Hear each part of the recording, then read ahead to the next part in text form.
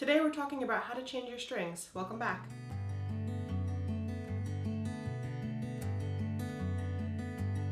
Welcome to the studio. My name is Cassie and I'm a professional violist and teaching artist. So today we're going to talk about how to change all of our strings. Before we start, you're going to want a flat surface like a table. You're going to want the strings that you're going to put on, a regular old pencil, and if you have it, peg dope. This is my peg dope. That's what it looks like. And I'll put a link to all of this in the description below if you need to buy it for yourself. So now that we have all of our materials gathered together, the first thing we need to do is take the string out of the packet. So if yours is sealed on the back like mine, just be careful opening because that wax definitely likes to break. I'm starting with my A string, and once I take it out of the packet, I'm just going to inspect the string, make sure there's no kinks in it, make sure that it looks good. And our A string will have a tiny little piece of plastic on it, and I'll get closer so you can see that.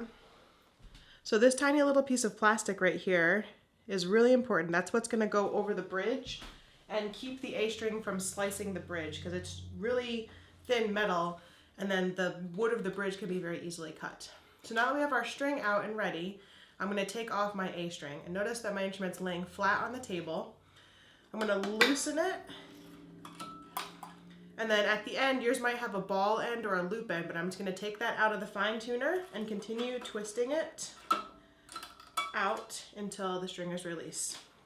I'm going to wind this up and I'm going to put it back in my packet just in case I need a spare A string. I now have one. So I'm just putting it right back in the packet I took it out from. And the other thing I like to do on the back of my packet is write the date. I say replaced and then I put the date. All right. Next thing we need is our pencil.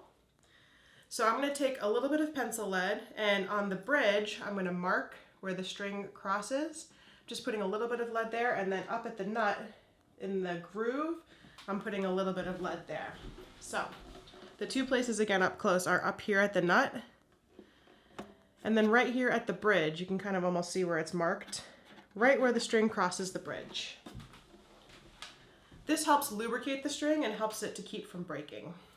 So now that I'm ready to put my new string on, I'm just going to warm it up a little bit. This helps it to get ready to be stretched.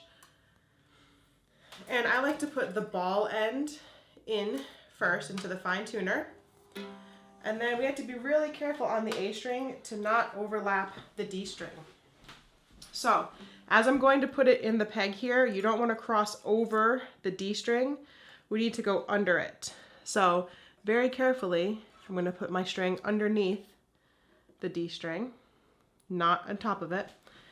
And I'm going to thread it through. There's a very tiny there's a very tiny hole. So I'll show you that here. There's a very tiny hole that runs through the peg. And this is where the string goes through.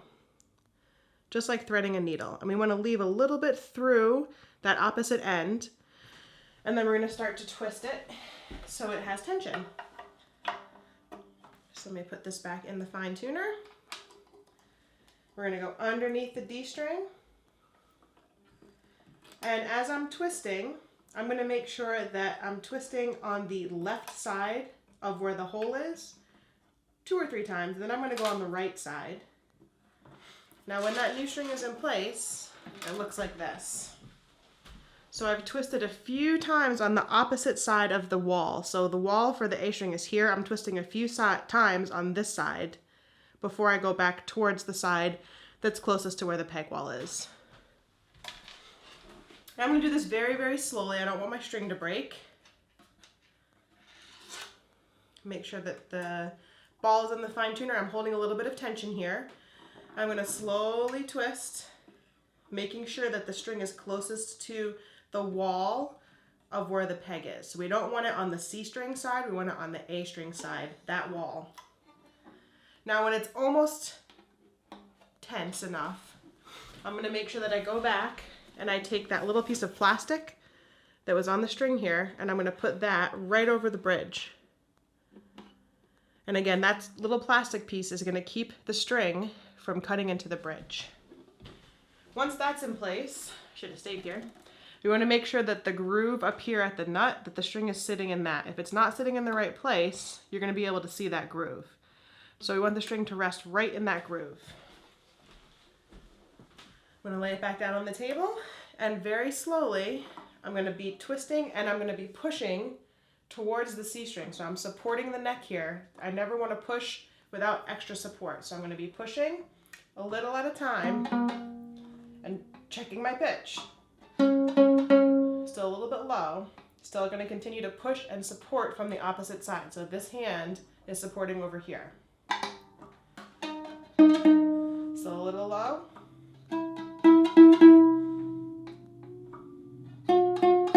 Little at a time.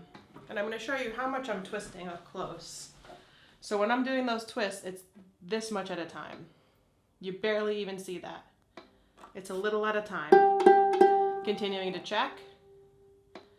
Notice that I'm still supporting over here, so I'm not pushing opposite without supporting. Almost there. Little at a time.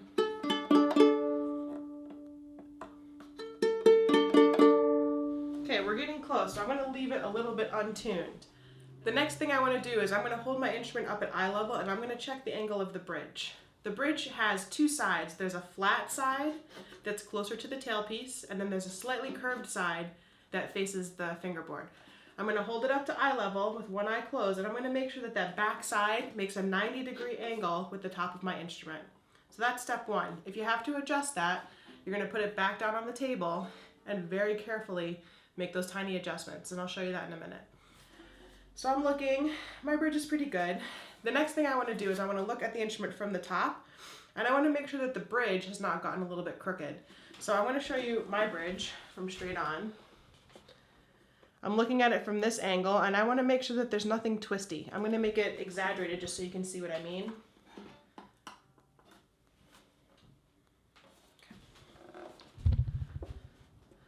Now when I look at my bridge, I can see it's not a straight line anymore. I'm looking at the notches in the F-holes to make sure that it's straight with those, and you can see it's a little bit curvy. So now that I've got my instrument back on a flat surface, I'm gonna make those adjustments. I'm gonna look over it and make sure that it's in a straight line. I'm pinching in between the strings and very, very slowly just moving the bridge back to straight. So now that we've got the A string in place, I'm not gonna do the D next. I'm gonna go all the way to my C string and do my C string next. So this is a little bit closer up angle. I'm gonna do the same thing with my C string. I'm gonna loosen it. Make sure that it comes all the way out of the peg at the top. Gently remove it from the fine tuner, and I'm gonna roll it up and put it in the used case so that I have it for next time, just in case if I ever need a spare string, I've got it. And I'm gonna mark the date that I replaced it so that I know the last time I changed my strings. Now we're going to repeat the same process. I'm going to take my pencil and put a little bit of lead on the notch on the bridge, a little bit of lead at the top at the nut. Now I have peg dope here. Basically this is another lubricant for the peg. So as I look at the peg, you can see there's some shiny parts and some dull parts. I'm going to look for the shiny parts, so that's here and here. And I'm gonna put a little bit of peg dope. So it's almost like putting on lipstick. I'm gonna put a very little bit on the shiny part on either side, just a little bit. You can almost barely see it. It's the little brown. And I'm gonna go back to my instrument and I'm gonna work it into the joint, just back and forth, back and forth. I'm gonna put on a little bit more. I know that it's good when it starts to feel just a little bit sticky. This is going to help the peg stick, and especially if you're changing strings when the weather has just changed, your pegs probably have a tendency to slip, so this is going to help keep them in place.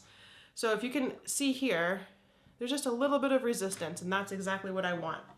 I'm going to make sure that the hole in the peg is facing upward so it's easier to put my string in. I'm going to warm that string up a little bit, just running my fingers across it a couple times. And again, I'm going to find the fine tuner, hook the ball in like so, and I'll show you that up close. So there's a little prong here, and you're just gonna find that prong, hook the ball in, and once it looks like that, you're good to go. I'm gonna lay that instrument back down, and then just like threading a needle again, we're gonna take the end of the string and we're gonna thread it through the peg. We don't have to worry about crossing strings here. And I'm going to show you what I mean on locking the string in place. So if you can see at the top here, we're looking for that purple string, and I've put the start of it towards the A string side.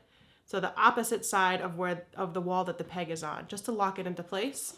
And once I've done one rotation of that, I'm going to go back to the side that's closer to where the peg comes out of, or that side of the peg wall. I'm keeping tension here, and I'm going to slowly twist it until it's almost tight. And again, I'm going to line it up on the bridge. Is it in the correct groove? And is it in the correct groove up here at the nut? You want to make sure that those two contact spots are correct. Again, I'm supporting the neck. I'm going to slowly twist and check. Support the neck, slowly twist. You can see how slowly this hand is turning. This is the one that's on the peg. Now my string is going to continue to go flat, so I've tuned it just a little bit high because I know that the pitch is going to fall. So at this point, we've only changed the A string and the C string. If you wanted to continue the process, I would recommend that the next string you do is D and the final string is G. It's the same process, just on those different strings. As you're finalizing all of your strings being changed, there's a few things you want to look out for. I like to make sure that my fine tuners aren't all the way down. So I'm not sure if you can see that very well, but we want to make sure that this part is not all the way down on the tailpiece. So that might mean you have to let them all the way out and then kind of go back a few twists and then adjust with your pegs. If you're somebody that tunes with your pegs all the time and not just your fine tuners, when you go to playing position, you're going to notice immediately, are these in the correct position for me to feel comfortable to do tuning while I'm in playing position? If they're not, unfortunately, you're going to have to go back, loosen the string, and try to reset it. I like to make notes. So for instance, this D string is not really at a great angle for me. I would like it to be a little bit more this way. So when I untune my peg, I'm going to try to make that adjustment before I start turning the string. Sometimes they work out great. Like for me this time, the G and the D just worked out perfectly, and the C, sorry. But the D peg did not, so I'm going to have to go back and fix that one. But those are some things as you're finalizing your tuning that you want to watch out for. The last thing you might notice as you put your new strings on is that they go flat very easily. As the string stretches, it gets longer, and the longer it is, the lower the pitch is. So I like to tune my strings sharp and practice on them for at least a half an hour after I've installed them to help them kind of break in. The other thing you're going to notice is they might sound really tinny or bright, and as it depends on which strings you put on. I have Evah Pirazzi Golds on mine. They do take about, at least mine, in my opinion, they take about a week to mellow out. So don't be really surprised when you put your bow on the string and it starts to sound very loud or very tinny. They will settle in and they will mellow out a little bit, at least most strings do. Again, the last most important thing to remember is when you're putting on new strings, just go really, really slowly. Anytime you're changing a string, you have to remember to put tension or push against the opposite peg wall so that the peg sticks, because oftentimes if you're not doing this, it'll slip. So we're always supporting on the opposite side and twisting while we push very, very slowly. This is most important on the A string, because if you do that one too quickly, it's definitely going to break. So I hope this video was helpful. Let me know if you're having any struggles putting on new strings on your instrument, and the things that you're looking out for when you're putting on new strings. Thanks so much for joining me today. Happy practicing.